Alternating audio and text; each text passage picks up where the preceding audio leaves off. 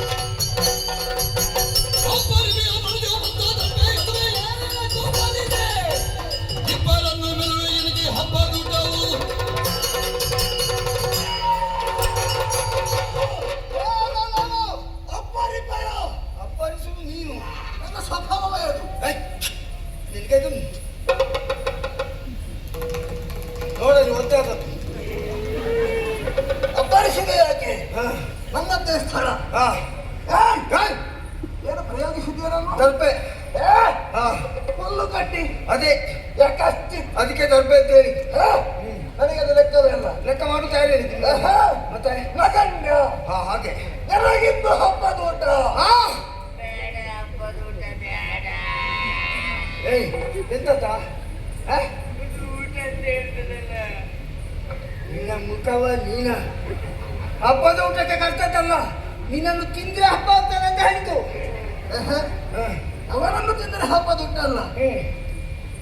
ಅವನಿಗೆ ಸಾಕಾಗಲಿಕ್ಕಿಲ್ಲ.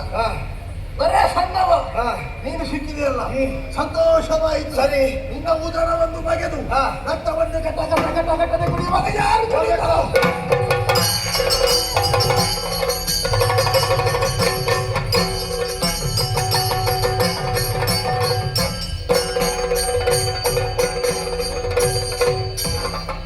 ಮಗಿ ಮಗ ಮಗಿ ಮನೆ ಯತಿ ತಪಾಕೆ ಬಿಸಿದೆ ಕುಹಕ ವಿನೋದಗಳು ಅಂದು ಅಂದು ಕುಹಕ ವಿನೋದಗಳಂದು ವಗಿಲದೋಡಿರುತ್ತಾವೆ ಭೃಗುವಂಶಿಯೂ ಶಾಪದಗಿಸುವ ನುಡಿ ಸತ್ತುಂದೋ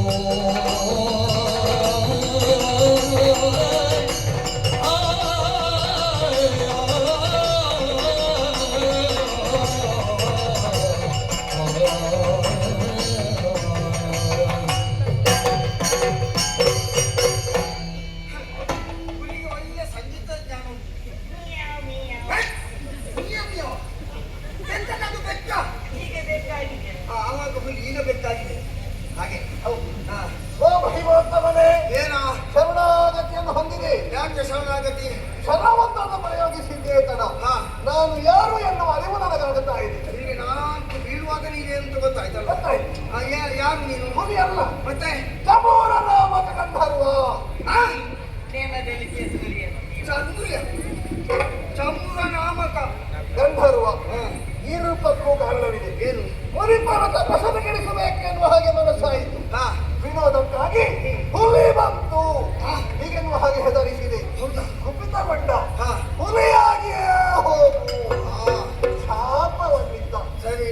ದೀನನಾಗಿ ಬೇಡಿಕೊಂಡೆ. ಹಾ. ವಿಶಾಪವೊಂದನ್ನು ಕರುಣಿಸಿದ. ಏನಂತೆ? ಮುಂದಕ್ಕೆ ಧರೆಯಲ್ಲಿ ಮೃದುವಂಶಿಯನ್ನು ಬೋಧಿಸಿ ಬರುತ್ತಾನೆ. ಹಾ. ಅವನಿಂದಲೇ ಹಾ. ನಿನ್ನ ಈ ರೂಪಕ್ಕೆ ಪರಿಮಾರ್ಜನೆ. ಆ ಪುರುವಂಶೀಯ ನಾನು. ಹಾ? ಹಾ. ಧನ್ಯವಾದಿ. ಸರಿ. ನಿನ್ನನ್ನೇ ಅಲಸುತ್ತಾ ಇದ್ದೆ. ಹೌದಾ? ಹಾಗಾದ್ರೆ ನನ್ನದೊಂದು ಕೋರಿಕೆ. ಏನು? ಗಂಧರ್ವ ಲೋಕವನ್ನು ಸೇರುವುದಕ್ಕೆ ತನಕ ಹೆಚ್ಚಾಗುತ್ತಾ ಇದೆ. ಹಾ. ಈ ವೇಷ ಸಾಕು ನನಗೆ. ವೇಷ?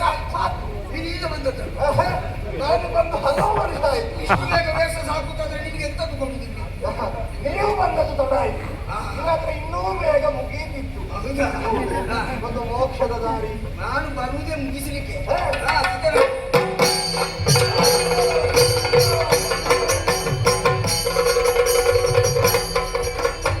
ಅಸಮಯ ಬಿಡು ನೀ ಚಿಲ್ಲನೆ ಮುಂದಕ್ಕೆ ಬೆಸರಕೃತ ಬಣವಿರಬಹುದು ಕುಶಲದಿ ಬಲದ ವಿಷಯದೊಡಿರುವ ಬಸವಾಗುವೆ ನೀ ತೆರಳಿದು ಅಸಮಯ ಬಿಡು ನೀ ಚಿಲ್ಲ ಬೆಸರಕೃತ ಬಣವು ನಾವಿರಿಸಿಕೊಂಡಿರುವಂತಹ ಭಯ ಈಗ ದೂರ ಆಗಿದೆ. ಆದ್ರೆ ನೀನನ್ನು ಕಾಣುವಾಗ ನನಗೊಂದು ಕುತೂಹಲ. ನೀನು ಯಾರು? ನಿನ್ನ ಹೆಸರೇನು? ಯಾಕೆ ಈ ಕಾಡಿಗೆ ಬಂದಿದ್ದಿ ಹೇಳ್ಬೋದಾ? ಅಯ್ಯ, ಓ, ಮೊದಲಾಗಿ ಕೃತಜ್ಞತೆಯನ್ನು ಸಲ್ಲಿಸಿದ್ದೇನೆ. ದೇವರು ಒಳ್ಳೇದು ಮಾಡಿ. ಪ್ರಪಂಚದ ಬೆಳಕನ್ನೇ ಕಳೆದುಕೊಳ್ಳುವಂತಹ ಈ ಕಾಲದಲ್ಲಿ ಹಾ. ನನ್ನ ಪ್ರಾಣವನ್ನು ಉಳಿಸಿದಂತಹ ದಿವ್ಯ ನಿಧಿ ತಾವು. ನನ್ನ ಕರ್ತವ್ಯ ಅಂತ ಮಾಡಿದ್ದೇನೆ. ತುಂಬಾ ಸಂತೋಷವಾಯಿತು. ಸರಿ. ಶಾಂತ ಋಷಿಗಳ ಮಗ ನಾನು. ತಪಸ್ಸುಗಳ ಮಗ. ಈ ಕಡೆ ಏನು ಬಂದದ್ದು? ತೀರ್ಥಯಾತ್ರೆಗಾಗಿ ನನ್ನ ತಂದೆಯವರೇ ನನ್ನನ್ನು ಕಳುಹಿಸಿಕೊಟ್ಟರು. ಹೌದಾ? ಕಾಂತಾರ ಒಂದರಲ್ಲಿ ಹುಲಿ ಕಾಣ ಸಿಗಲಿಲ್ಲ. ಕಾಂತಾರ ಒಂದರಲ್ಲಿ ಹುಲಿ ಇರಲಿಲ್ಲ. ಮತ್ತೆ ಕಾಂತಾರ ಎರಡರಲ್ಲಿ ನನ್ನ ಪ್ರಾಣವೇ ತೆಗೆದಿತ್ತು. ಕಾಂತಾರ ಎರಡರಲ್ಲಿ ಹುಲಿ ಇದ್ದ. ಇನ್ನು ಕಾಂತಾರ ಮೂರಾದ್ರೆ ನಾನೇ ಕಾಲಿಡುವುದಿಲ್ಲ. ಅದು ಬುದ್ಧಿವಂತರ ಲಕ್ಷಣ.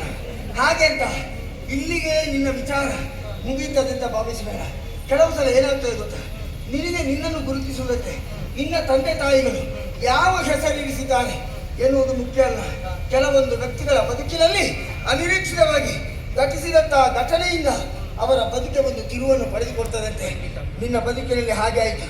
ಇಲ್ಲಿ ನಡೆದ ಈ ಘಟನೆಯನ್ನು ಆಧರಿಸಿ ನಿನಗೊಂದು ಹೊಸ ಹೆಸರು ಅದು ನಾನು ಇರಿಸ್ತೇನೆ. ಕೇಳ್ತೆ ಹಾಗೆ ಅಂತ? ವ್ಯಾಘ್ರದ ಬಾಯಿಯಿಂದ ನಿನ್ನನ್ನು ನಾನು ಬಿಡಿಸುವ ಕಾಲಕ್ಕೆ ಒಂದು ಸಣ್ಣ ಗಾಯವು ಆಗದೆ ನೀನು ಹೊರಗೆ ಬಂದ ಕಾರಣ ಇನ್ನು ಮುಂದೆ ನಿನ್ನನ್ನು ಪ್ರಪಂಚದಲ್ಲಿ ಎಲ್ಲರೂ ಅಕೃತ ಭ್ರೂಣ ಅಂತ ಕರಿಬೇಕು. ಹಾ. ಯಾವ ಕಾಲಕ್ಕೂ ಮರೆಯುವುದಿಲ್ಲ ಈ ನಿಮ್ಮ ಗುಣ. ಹಾಗಿದ್ರೆ ನೀನೇನು ಮಾಡಬೇಕಿನ್ನು? ಏನು ಮಾಡ್ಬೇಕು? ನಾನು ವಿದ್ಯೆಯನ್ನು ಕಲಿಯುವುದಕ್ಕೆ ಕೈಲಾಸಕ್ಕೆ ಹೊರಟವ. ನೀನು ಇಲ್ಲಿಂದ ನೇರವಾಗಿ ನನ್ನ ಅಪ್ಪನ ಆಶ್ರಮಕ್ಕೆ ಹೋಗು. ಅಲ್ಲಿಂದ ವಿದ್ಯೆಯನ್ನು ಪೂರೈಸಿ ನಾ ಬಂದ ಮೇಲೆ ನಿನ್ನನ್ನು ನನ್ನ ಶಿಷ್ಯನಾಗಿ ಸ್ವೀಕರಿಸಿ ನಿನ್ನ ಬದುಕಿನ ಉದ್ಧಾರಕ್ಕೆ ನಾನು ಶ್ರಮಿಸ್ತೇನೆ. ಸಂತೋಷವಾಯಿತು. ನಾನು ಗುರು ಆದಿತ್ತಲ್ಲ. ನನ್ನನ್ನು ಸುಧಾರಿಸಿಕೊಳ್ಳಿ ಗುರುಗಳೇ. ನಾನು ಇಷ್ಟು ಸಮಯ ಮಾಡಿದ್ದ ಅದನ್ನೇ